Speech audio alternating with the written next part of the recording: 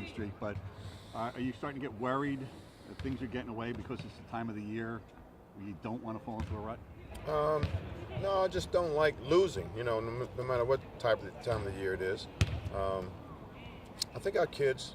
I know our kids. They're still focused. They're still giving 100% effort. That was a great effort in the second half at Temple. So there hasn't been any letdown in my mind. Will that second half against Temple influence your rotation and/or starters going forward for Saturday? It may be. Again, we have to see what transpires the first, 5-10 minutes of the game against Houston. We'll see. But again, I'll see guys that's trusting. I'll see guys that are alert on defense and doing things right, and I'll see the guys who aren't doing it. So the guys who are alert, guys who are defending, doing things right, trusting the offense, being patient, those are guys that's going to play. What did you think, Eddie, of Greg Lewis's performance? It seemed like he gave you some solid minutes, some of his best minutes of the season. Yeah, it was, he knows that he's going to be a backup center, and I think that gives him some sort of confidence.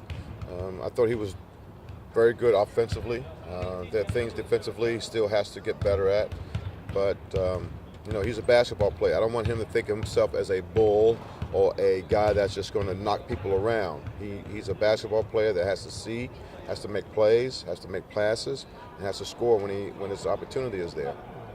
When you look at a rematch with Houston, what do you need to do differently the last 5 or 6 minutes of the game compared to the last time you played? Well, we got to get back on defense. They like to push the ball. They have good pace.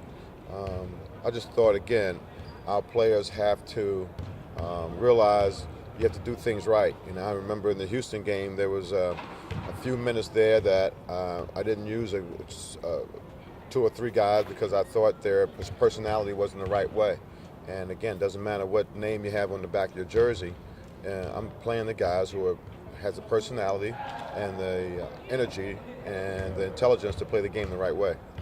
Of the 20 minutes that Devon Campbell played against Temple, 16 were in the second half. You're obviously pleased with what he showed you there. Yeah, he got us organized. He initiated the offense the right way, and he directed us on defense. We played more matchup zone, and he was the one that picked the ball up, dictated where we should go, pointed, talked, and again he guarded the ball very well. But it was a team effort when he was in there.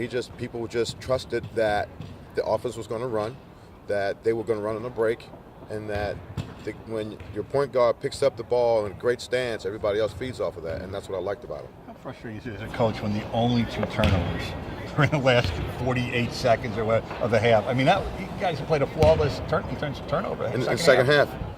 There are different ways to play. There are different games out there, You just never know what's going to happen, and you just have to be prepared to move on to the next play. And, I think it was under a minute, so there was very crucial turnovers when that happened, and we just still had to go to the next play, get the pressure up again after a free throw, or you got to foul immediately, and you still got to get your quick pace, first side, jump shot, offense in. So those are the type of things you just got to keep going. You just can't let it boggle your mind. When you watched the Temple film, Eddie, either yourself or with the team, did it confirm the things you had said after the game about the defensive problems, or was there additional or less, or what was the take, having broken it down? Well, again, we have to, there are 2 areas that was my concern. One-on-one, and one-on-one just taking us off the dribble. We've got to be able to react to a jab step and stay in front. We got to guard the first dribble, and I tell our guys all the time, if you guard the first dribble, you're 80% of one-on-one defense, because now if he beats you on the second, the defense is already set behind you. But get beat first dribble, it's too quick for the defense for your help positions. One-on-one and our defensive and our pick and roll defense, we've got to call the command, we have to be in the right position. So I thought our one-on-ones was not good. Our individual defense containment, our pick and roll commands, and that scheme wasn't done very well.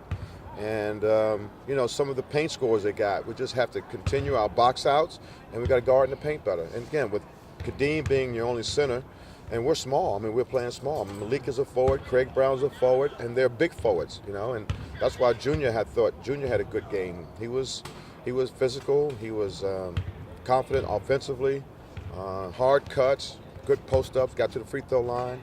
So we just got to get guys doing a lot more because of Wally not being here, especially in the paint. Last thing from me, I guess, with Malik, you mentioned. What are your thoughts on the minutes he's been giving you the last week? Malik has gotten better as the season gone along. I thought he was a little tight in the first part of the season, first third of the season. He's getting better. He's feeling more confident. He's playing some 2 and some 3, well, some guard and some forward.